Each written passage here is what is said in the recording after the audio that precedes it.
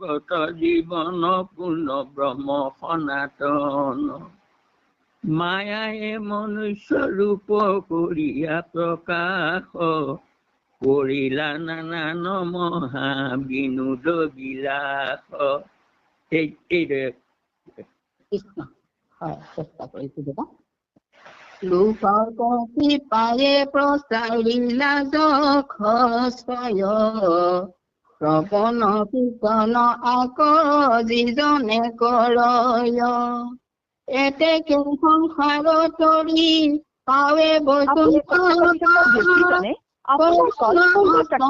সদা শুনয় কৃষ্ণক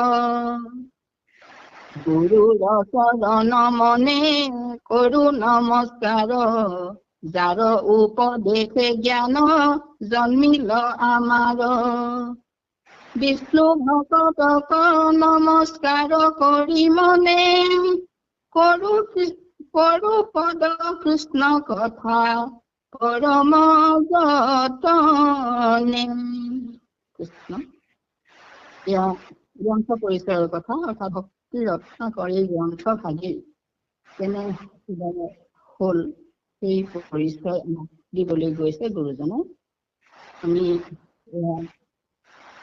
মহাপুৰুষ গুৰু শ্ৰী শ্ৰী শংকৰদেৱ গুৰুজনাৰ এয়া সংগৃহীত মূল সংস্কৃত পুথিত সংগৃহীত হৈছিল আৰু সেই সংস্কৃত পুথিৰ পৰা শ্ৰী ৰামচৰণ ঠাকুৰদেৱে ইয়াক অনুবাদ কৰি আমালৈ থৈ গৈছে এই পুথি ভাগৱতৰ সাৰ অংশৰ লগতে এই পুথিত অতি পৰিশ্ৰম কৰি গুৰুজনাই বহুতো শাস্ত্ৰৰ সাৰ অংশ উদ্ধাৰ কৰি ইয়াক সন্নিৱিষ্ট কৰিছিল অসম কীৰ্তন ঘোষা নাম ঘোষা ভক্তি ৰত্নাৱলী এই চাৰিখনি শাস্ত্ৰক মহাপুৰুষীয়া সাহিত্যৰ চাৰি বেদ বুলি সন্তজনে কয় এই চাৰিখনি গ্ৰন্থতকৈ ভক্তি ৰত্নাকৰ শ্ৰেষ্ঠ বুলি বহুত পণ্ডিতে ক'ব খোজে কিয়নো ইয়াত ভাগৱতৰ সাৰ অংশৰ লগতে আন শাস্ত্ৰসমূহৰো সাৰ ভাগ থুপ খাই আছে এই বিষয়ে আমাৰ দেউতাই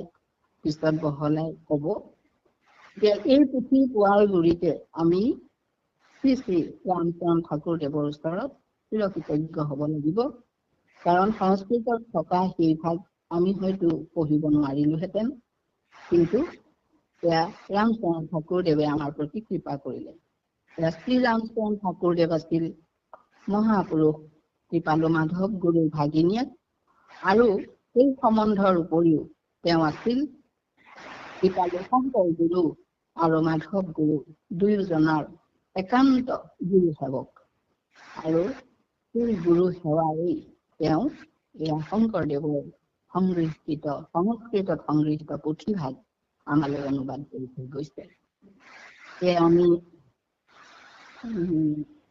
সামান্য এই বিষয়ে পঢ়াইছো ইয়াতে কৈছে জয় পদবন্ধে আমি আগবাঢ়িবলৈ যত্ন কৰিছো জয় নমো বাসুদেৱ দয়কী নন্দন জগত জীৱন পূৰ্ণ ব্ৰহ্ম সনাতন মায়ায়ে মনুষ্য ৰূপ কৰিয়া প্ৰকাশ কৰিলা নানান মহা বিনোদ বিলাস এয়া ৰামচৰণ ঠাকুৰদেৱে তেওঁ ভগৱন্তক স্মৰণ কৰিছে পুথিৰ আৰম্ভণিতে জয় ঘোষণা কৰিছে জয় নমো বাসুদেৱ দৈৱকী নন্দন যিজন দৈৱকী নন্দন যাক বাসুদেৱ বুলি আমি স্মৰণ কৰো সেইজনৰ জয় ঘোষণা কৰিছে আৰু তেওঁৰ প্ৰতি নমস্কাৰ জনাইছে জগত জীৱন পূৰ্ণ ব্ৰহ্ম সনাতন তেওঁ হৈছে সনাতন পূৰ্ণ ব্ৰহ্ম আৰু এই সমস্ত জগতৰ তেওঁ জীৱন কিয়নো প্ৰতি জীৱৰ আত্মাই আত্মাই সেই পূৰ্ণ ব্ৰহ্ম সনাতন ভগৱন্তৰ ক্ষুদ্ৰ ৰূপ জীৱ আত্মা সোমাই থাকে সেই জীৱদেহ চৈতন্য কৰে আৰু সেই জীৱদেহে তেতিয়া বিনোদ বিলাস অৰ্থাৎ মায়া আবৃত হৈ সংসাৰত তেওঁলোকৰ বিভিন্ন কৰ্ম কৰি ফুৰে ইয়াৰ পিছত কৈছে মায়ায়ে মনুষ্য ৰূপ কৰিয়া প্ৰকাশ কৰিলা নানান মহাবিনোদ বিলাস এয়া তেওঁ নিজেও স্বয়ং মনুষ্য ৰূপে আহি এয়া দ্বাপৰ যুগত দৈৱকীৰ গৰ্ভত জন্ম লাভ কৰি এই তেওঁৰ মনুষ্য লীলা সেয়া প্ৰকাশ কৰি গৈছিল। গোকুল লীলা, মথুৰা লীলা, বৃন্দাবন লীলা সেয়া আমি ভাগৱতৰ 10ম স্কন্ধত অতি সুন্দৰভাৱে গুৰুজনাই বৰ্ণনা কৰি গৈছে। আৰু সেই বিনোদ বিলাস, সেই গুণ লীলা আমি শ্ৰৱণ কীৰ্তন কৰি আনন্দ পাওঁ আৰু সেয়াতে আমি মজি থাকি প্ৰভু ভগৱন্তৰ চিন্তন আমি কৰিব লাগে। লোকক কৃপায়ে প্ৰচাৰিলা যশ হয়, শ্ৰৱণ কীৰ্তন আকৌ যিজনে কৰে। তেওঁ এই কৰ্মৰ যোগেদি, তেওঁৰ কোনো কৰ্ম নাই, তেওঁৰ কোনো জন্ম নাই, কিন্তু এয়া তেওঁ কৰি গৈছে কিহৰ বাবে? আমাৰ জীৱৰ কল্যাণৰ অৰ্থে, জীৱৰ কৃপাৰ অৰ্থে এইখিনি তেওঁ কৰি গৈছে। আৰু সেই তেওঁৰ যি লীলা, সেই যশ তেওঁ প্ৰচাৰ কৰি গৈছে। আৰু সেই যশ যিজনে শ্ৰৱণ কীৰ্তন কৰে তেওঁৰ অৱশ্যেই কৃপা হ'ব, অৱশ্যেই তেওঁৰ তৰণ হ'ব। এতেকে সংসাৰ কৰি পাৱে বৈকুণ্ঠক, কৰো নমস্কাৰ সদা হেনয় কৃষ্ণক। এয়া তেওঁ কৈছে, অৰ্থাৎ সোঁৱৰণ কৰিছে। এই কথাই আমাক শিকাইছে যে আমি কোনো কৰ্ম কৰিবলৈ লোৱাৰ পূৰ্বেই আমি প্ৰভু ভগৱন্তলৈ সেইখিনি অৰ্পণা কৰিব লাগে। আৰু প্ৰভু ভগৱন্তক সোঁৱৰণ কৰিব লাগে যে মই একো কৰিব নোৱাৰো, কেৱল তুমি মোৰ হৃদয়ত থাকিহে এইখিনি মোক কৰোৱাইছা। এয়া গুৰুজনাই আমাক দি থৈ গৈছে। তোৰ চৰণ মনে কৰো নমস্কাৰ, যাৰো উপদেশে জ্ঞান জন্মিব আমাৰ। ইয়াৰ পিছতে সেই পৰম পুৰুষ জগত আধাৰ যি তেওঁৰ উদাৰ চৰিত্ৰ, সেই কৃষ্ণ প্ৰভুক প্ৰণাম কৰাৰ পিছত তেওঁ গুৰুক সোঁৱৰণ কৰিছে। এয়া আমাৰ বাবে পৰামৰ্শ যে গুৰুৰ চৰণ মনে কৰো নমস্কাৰ। হয়, গুৰু এতিয়া আমাৰ ওচৰত নাই, কিন্তু বাক্যৰূপে আমাৰ মাজত তেওঁ থাকি গৈছে আৰু আমি তেওঁক মনেৰে নমস্কাৰ কৰি সোঁৱৰণ কৰিব লাগে। যাৰ উপদেশে জ্ঞান জন্মিল আমাৰ, আৰু সেই গুৰুৰ মহান উপদেশ দি গৈছে বাক্যৰূপে, এয়া 10ম কীৰ্তন ঘোষা ৰত্নাৱলীত যি উপদেশ দি গৈছে, সেই উপদেশ পঢ়িহে আমি জ্ঞান পাব পাৰো। ভকতক নমস্কাৰ কৰি মনে কৰো পদ কৃষ্ণ কথা পৰম যতনে। ইয়াৰ পিছত তেওঁ ভকতজনলৈ, ভকতজনৰ পদলৈ সেৱা আগবঢ়াইছে। অৰ্থাৎ দেৱ গুৰু আৰু ইয়াৰ পিছতে ভকতক তেওঁ সোঁৱৰণ কৰিছে। হয়, আমাক ভকতজনৰ সংগ লাগিবই। বিষ্ণু ভকতজনেহে আমাক সঠিক পথ এটা দেখুৱাই দিব, আমাক ৰাজমাৰ্গ দেখুৱাই দিব, যিটো মাৰ্গেৰে আগবাঢ়ি গলে আমি সঠিক জেগাত উপনীত হ'মগৈ। সঠিক পথত গৈ আমি কোনো বিপদ বিঘিনি নোহোৱাকৈ আমি সঠিক ঠাই আমি পামগৈ। সেয়েহে তেওঁ কৈছে যে বিষ্ণু ভকতক, অন্য ভকত পোৱা নাই, বিষ্ণু ভকত কৈছে নমস্কাৰ কৰি মনে কৰো পদ।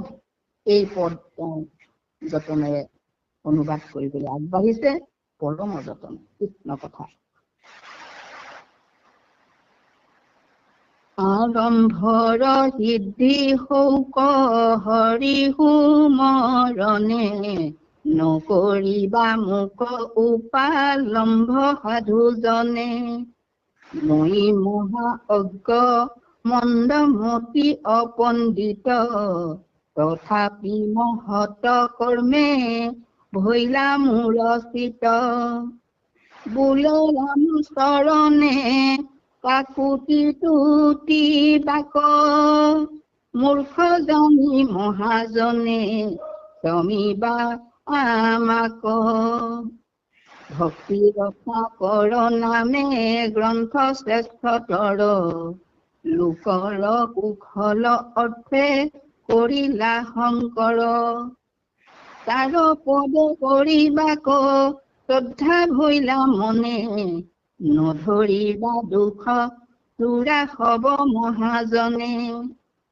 ক্ষুদ্ৰ পক্ষীৰ বাঞ্চে যেন গতি গৰুলৰ জানা সেই মত ভৈলা মূৰ পতন্তৰ।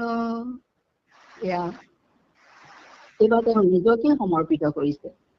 তেওঁ নিজে নিজকে আৰম্ভৰ সিদ্ধি হৌক হৰি সুমৰণে নকৰিবা মোক উপালম্ভ সাধুজনে। হৰি সুমৰণ কৰিছে ৰামচৰণ ঠাকুৰদেৱে, অৰ্থাৎ তেওঁ নিজকে ভগৱন্তক অৰ্পণ কৰি লৈছে আৰু কৈছে যে এই মই যি কাম কৰিবলৈ আগবাঢ়িছো, যি অনুবাদ কৰিবলৈ আগবাঢ়িছো, সেই যি কৰিলে সাধুজন, তোমালোক সাধু, আনক তেওঁ অতি উচ্চ আসনত থৈ দিছে আৰু সেই সাধুসকল তোমালোকে মোক কেতিয়াও এইখিনি মই যি কৰিলো, মোৰ মতি অনুসাৰে যি কৰিলো, সেইখিনিক লৈ উপালম্ব নকৰিবা। মোক যেন এই বিষয়ক লৈ কেতিয়াও নাহাঁহিবা তোমালোকে। মই মহা অজ্ঞ, মন্দমতি আৰু অপণ্ডিত। মই এই বিষয়ত একেবাৰে অজ্ঞ, মোৰ মতিও ভাল নহয় আৰু মই পণ্ডিতো নহয়।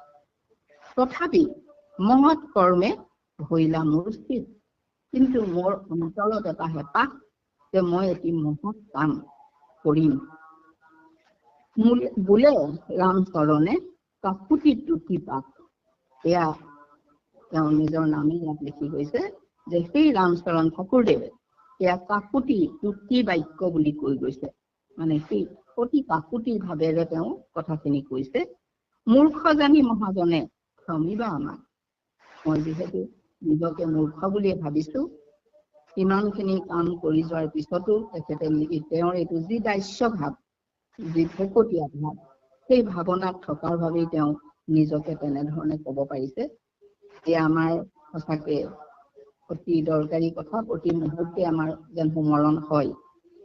সেয়ে মই মূৰ্খ, গতিকে আপোনাৰ সব মহাজন মোক ক্ষমা কৰি দিয়ক। ভক্তি ৰত্নাকৰ নামে গ্ৰন্থ শ্ৰেষ্ঠতৰ লোকৰ কুশল অৰ্থে কৰিলা শংকৰ। এতিয়া তেওঁ গুৰুৰ নাম প্ৰকাশ কৰিছে, যে ভক্তি ৰত্নাকৰ নাম দিছে, কিয়নো এয়াই হৈছে ৰত্নৰ আকৰ। ভকতি কৰিবৰ নিমিত্তে যি ৰত্নৰাজিৰ প্ৰয়োজন, সেই সমস্ত ৰত্নৰাজি আকৰ খুব খুৱাই থৈ এয়া আকৰ কৰি থৈ গৈছে, খনি কৰি থৈ গৈছে। এতিয়া আমি সেই খনিৰ পৰা সেই ৰত্নসমূহ উদ্ধাৰ কৰি আমি তাক হৃদয়ংগম কৰিব পাৰিব লাগে। আৰু লোকৰ কুশল অৰ্থে কৰিলা শংকৰ। এই গ্ৰন্থই হৈছে সেইকাৰণে শ্ৰেষ্ঠতৰ, অৰ্থাৎ ইয়াত সমস্ত বস্তু ক্ষুদ্ৰ ৰূপত সংস্থিত হৈ আছে আৰু আমি সেইখিনি আমাৰ কলিৰ মলমতি মনুষ্য, যাৰ সময় অতি কম, তেওঁলোকে ঠাউকতে সেইখিনি পঢ়িব, কীৰ্তন কৰিব, হৃদয়ংগম কৰিব আৰু তাৰ পৰা উপকৃত হ'ব। সেই কথা তেওঁ চিন্তা কৰিছিল আৰু সেয়েহে লোকৰ কুশল অৰ্থে কৰিলা শংকৰ। তেওঁৰ গুৰু শ্ৰীমন্ত শংকৰদেৱে এইখিনি মানুহে উপকৃত হ'ব বুলি আমালৈ আগবঢ়াই থৈ গ'ল। তাৰে পদ কৰিবাক শ্ৰদ্ধা ভৈলা মনে নধৰিবা দুখ পুৰা হবে মহাজন। এতিয়া সেই যি পদ গুৰুজনাই সংস্কৃতত সংগৃহীত কৰিছিলে, সেই সংগৃহীত কৰা পদসমূহক পুনৰ সহজভাৱে আনিব, সহজ জনসাধাৰণে যাতে সহজভাৱে বুজিব পাৰে, সেয়া কৰিবলৈ ঠাকুৰদেৱৰ ইচ্ছা হ'ল। আৰু সেই ইচ্ছাৰ ফলশ্ৰুতিতে আমি ভক্তি ৰত্নাৱলী পালো, ভক্তি ৰত্নাকৰ পালো। আৰু এই কাম কৰোঁতে তোমালোকে মোক এয়া কেতিয়াও দুখ নিদিবা। তেওঁ এটি অতি সুন্দৰ উপমা দিছে, ক্ষুদ্ৰ পক্ষী আৰু গৰুৰ পক্ষীৰ উদাহৰণ দিছে। গৰুৰ পক্ষী অতি দ্ৰুতভাৱে উৰি যাব পাৰে, অতি দ্ৰুত তেওঁ গৰুৰ পক্ষীৰ গতিটো, কিন্তু ক্ষুদ্ৰ পক্ষী ঘনচিৰিকা হওক বা শালিকী হওক, ইহঁতি কিন্তু সিমান ওপৰলৈও যাব নোৱাৰে বা বহু দূৰ উৰি উৰি যাব নোৱাৰে। সেই উপমাটো দিছে যে ক্ষুদ্ৰ পক্ষী বাংছে যেন গতি গৰুৰৰ, জানা সেই মত ভৈলা মূৰ পতন্তৰ। এয়া ক্ষুদ্ৰমান পক্ষীয়ে বাঞ্ছা কৰে, নোৱাৰে কিন্তু বাঞ্ছা কৰে। মই যদি গৰুৰ পক্ষীৰ দৰে ওপৰলৈ উৰিব পাৰিলোহেঁতেন, ওপৰত উৰি থকা সেই প্ৰায় দেখি থাকিলে সিহঁতিও সেইটো মনতে বাঞ্ছা কৰে। এয়া আমাৰ মনুষ্যৰো সেইটো হেঁপাহ থাকে যে আমি যেন আৰু কিছু শিকিম, আৰু কিছু ল'ম, আৰু কিছু কম, কিন্তু সেই আমাৰ বুদ্ধি সাধ্য সেই অনুসাৰেহে হ'ব। সেইকাৰণে কয় পক্ষী যেন উৰে পখা অনুপাতে। গতিকে হ'লেও বাঞ্ছা মনত থাকে। আৰু এতিয়া আমাক ৰামচৰণ ঠাকুৰেও কৈছে যে জানা সেই মত ভৈলা মোৰ পতন্ত। এই মোৰ কথাটোও তেনেকুৱাই হৈছে। মই মোৰ তেনেকুৱা পখা বৃহৎ পখা নাই, মই হৈছো ক্ষুদ্ৰ পক্ষী, কিন্তু মোৰ বৃহৎ পক্ষীৰ দৰে উৰিবলৈ মন যায়। মোৰ কৃষ্ণ মোৰ একে ভৰসা গুৰুৰ চৰণত, গুৰু অনুগ্ৰহে সিদ্ধি হুয় সমস্ত। প্ৰথমতে কহু গ্ৰন্থ কৰিবাৰ হেতু, বান্ধিলা শংকৰদেৱে মহাধৰ্ম হেতু। কৃষ্ণ শ্ৰেষ্ঠ দেৱ কানে নাম ধৰ্ম সাৰ, ইহাকে কৰিলা মাত্ৰ লোকত প্ৰচাৰ। কটু কটু লোকে আত কৰয় বিবাদ, কৰিবা ফলাদি কান বচন উচ্ছেদ। ভাগৱত নামে দুগ্ধ সাগৰ মথিলা, তাহাৰ লৱণু পিণ্ড হাড় উদ্ধাৰিলা। আনুসন্ত শাস্ত্ৰ চয় পাইলন্ত যতেক, তাহাৰ হাড়ক আনি উদ্ধাৰি প্ৰত্যেক। কৰিলন্ত গ্ৰন্থ নামে ভক্তি ৰত্নাকৰ, কৰিলো শ্ৰৱণ আক বুদ্ধিমন্ত নৰ। ৰামচৰণ ঠাকুৰে পুনৰ গুৰুৰ কৃপাৰ কথা স্মৰণ কৰিছে। মোৰ একে ভৰসা গুৰুৰ চৰণত, গুৰু অনুগ্ৰহে সিদ্ধি হুয় সমস্ত। এয়া বিনা গুৰু চৰণে ভকতি ৰগতি মুকুতি নহয়, এই কথাটো আমি পাইছো। সেই কথা আমাক ৰামচৰণ ঠাকুৰেও শিকাই গৈছে।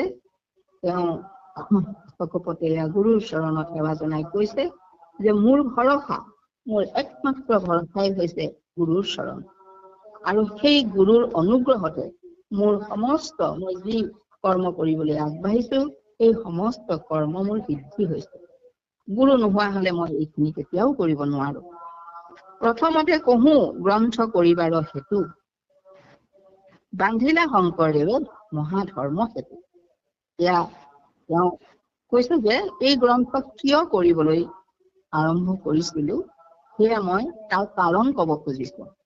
ইয়াৰ প্ৰথম কাৰণটোৱে হল আমাৰ কৃপালু গুৰু শংকৰদেৱে এই যি মহাধৰ্মৰ সাঁকো বান্ধিলে। সাঁকো বুলি এইকাৰণে কৈছে, এই ধৰ্মৰ জৰিয়তে আমি বিভিন্ন জনৰ লগত এটি সুন্দৰ, অতি সদাচাৰী, অতি মংগলময় আৰু অতি আনন্দদায়ক সম্বন্ধ ৰক্ষা কৰি চলিব পাৰো। সেইকাৰণে ইয়াক সেইটো মহাধৰ্ম সেইটো বুলি কৈছে। আৰু সেয়া কোনে কৰি থৈ গল, বান্ধিলে, আমাক শংকৰদেৱে বান্ধি থৈ গল। কৃষ্ণ শ্ৰেষ্ঠ দেৱ কানে নামত ধৰ্মসাৰ। আৰু এই ধৰ্মত অন্য কোনো দেৱ দেৱীৰ কথা নাই, কেৱল কৃষ্ণ শ্ৰেষ্ঠ দেৱ। ইয়াকে এই ধৰ্মৰ সাৰ কথা আৰু নাম, তেওঁৰ নাম সিহঁতে কৰিলা মাত্ৰ লোকত প্ৰচাৰ, আৰু সেই কথা তেওঁ জনসাধাৰণৰ মাজত প্ৰচাৰ কৰি গল। যিজন কৃষ্ণক চতুৰ্ভুজ মূৰ্তি হৃদয়ত ধাৰণ কৰি আৰু যিজন প্ৰভুৰ গুণ নাম কীৰ্তন শ্ৰৱণ কৰি ভকতে মহা আনন্দ লাভ কৰি এই সমাজৰ মাজত মিলনৰ হেতু গঢ়ি দিব পাৰে।